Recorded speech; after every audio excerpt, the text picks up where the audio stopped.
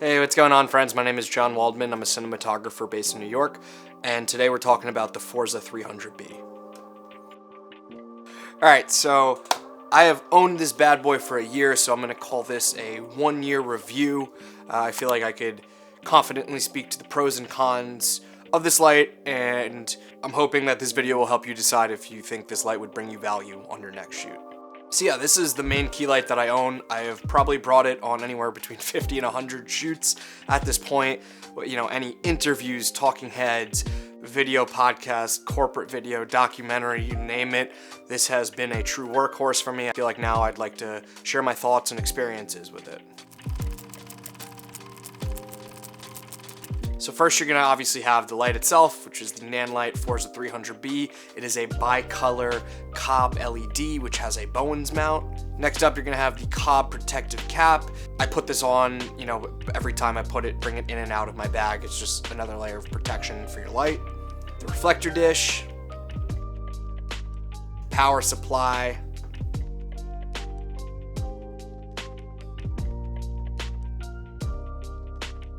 the light stand clamp, which I really don't like, the carrying case, which is great, the remote control, and also this light comes with a 2 to 3 year warranty. So right off the bat, it is a bicolor fixture. It goes from 2700 Kelvin to 6500 Kelvin. I love that flexibility. So you're getting 300 watts of power, but it's also being bicolor. I find that very useful. So yeah, I'd say this is an amazing light for interviews, which honestly, a lot of my days are spent doing corporate talking head interviews. This guy comes out with me every single time. When you have complete control of the lighting, this thing is perfect. I really can't see a scenario where you really need much more. The only times I won't use this as a key light is if I find out during pre-production that, you know, let's say we're doing an interview and there's a big open window, you know, because a lot of clients will come to New York City and they want to see the big open skyline. If that's the case, this does not have the output to compete with the sun. Obviously, it's only 300 watts of power. When I need to get an exposure for outside of the window, but also keeping our subject not completely underexposed, I'll rent something like a Forza 500 or an Aputure 600D. You know, as a cinematographer, it's your job to be asking questions, find out what your task at hand, because at the end of the day, we are problem solvers. So always find out, you know, when you're doing an interview, what's your backdrop gonna be like? Is there gonna be big windows or is it a smaller office space? The office is small and you pretty much have most control of the lighting. If that's the case, which I honestly find myself in that scenario most times, then this light is great. Another thing I really like is that it's really quiet, and that's really important if you're doing interviews and want to use this as a key light. Next is the build quality. I mean, it's built like a tank.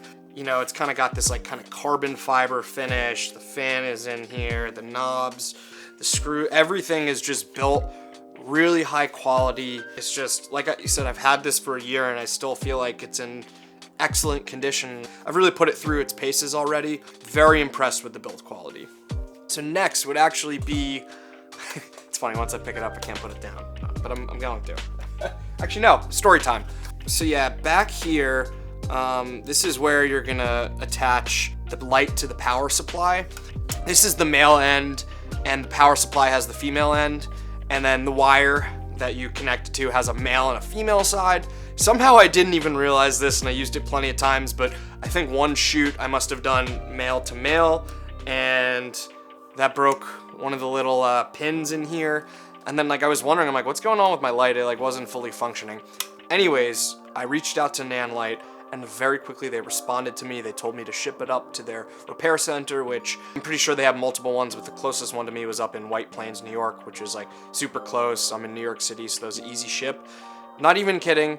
Within a week, I had my light back. They gave me a free extra case, all new wiring, so now I have 2 of every wire. But yeah, the communication was great. It was very affordable to have it fixed, and that's something I really appreciate. Good customer service goes a long way. I know I'm gonna be a customer of Nanlite for many years to come. On a side note, you know, I've got the Nanlite Pavo tubes, one there and one there as my key light. I'm definitely part of the Nan fam, whatever it's called, the Nan gang. Yeah, so really appreciate the customer support. Wanted to share that with you guys. Okay, so lastly is the price, which considering the output and the bicolor capabilities and the build quality, I really think you can't go wrong with that. I'm a big proponent of buying nice or buying twice. Like I've just said, I've had this already for a year and, you know, banged it up already and it's still rocking. It's gonna be in my kit forever, honestly. All right, so now we got to talk about negatives. It's a short list. Number one, the clamp that it comes with sucks. Anyways, I broke 2 clamps. I don't think they're built well. There needs to be some better solution, and I kind of have my janky setup, which is just a super clamp with a pin, and then I'll just attach it with a another clamp. So it's kind of jank, but it gets the job done. You're gonna have to probably get creative with your clamping and rigging.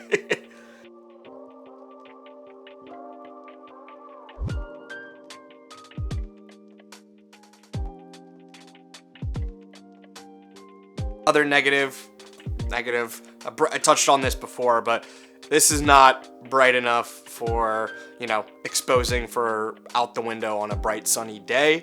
But that's usually not an everyday thing for me. If you need more output, go get a brighter light. So I know a lot of people, when they want to get their first light, they're gonna run, you know, want to get an Aputure 120D, 300D, whatever, you know, or Forza 300. Bicolor is great. So sometimes I find myself in these office spaces where, let's say, we can't turn off the lights in-house or we don't have full control. I don't always necessarily need to be motivating light from a window. And, you know, outside of a window would be daylight, so you're gonna be like, you know, around 5600. I feel like I actually find myself more between 3600 and 5600 if I'm kind of doing a mixed color temperature thing. So this kind of gives me that flexibility. And I know people can say, oh, but John, you could put on gels. That's a pain in the ass. I don't want to sit there and do that. And sometimes it's me alone or just me and one other person out there. For me, time is everything. And if I don't have to sit there and gel and do all that and everything's just built in, I'll take it. I don't want to waste time on set if I don't have the supporting cast to help me get that job done. So I could see myself down the line going for the brighter fixture. Say my crews start to build and, you know, I want to do more of balancing light, shooting light through windows, doing more book lights, all that. Then yeah, of course I'm going to need more output. You know, sometimes it's like, yeah, I just want to have a nice tungsten key and get like a cool separation from like a cool background to like a warm key. So I love the flexibility. I think it's a great tool for cinematographers. My favorite part is just experimenting with different color temperatures. I feel like I have learned so much about lighting since picking this up.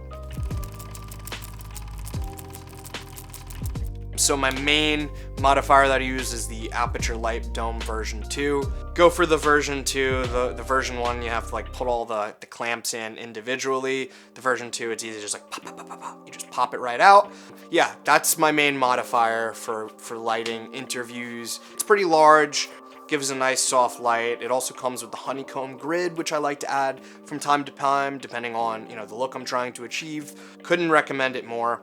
And yeah, so it's a Bowens mount. There is a ton of modifiers. It doesn't have to be Aputure. I know that's like the name brand one. I also have the China ball attachment.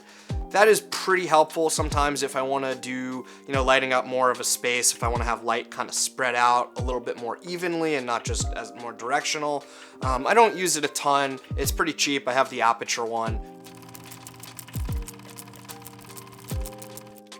Friends, that is about it for today. I hope that was helpful.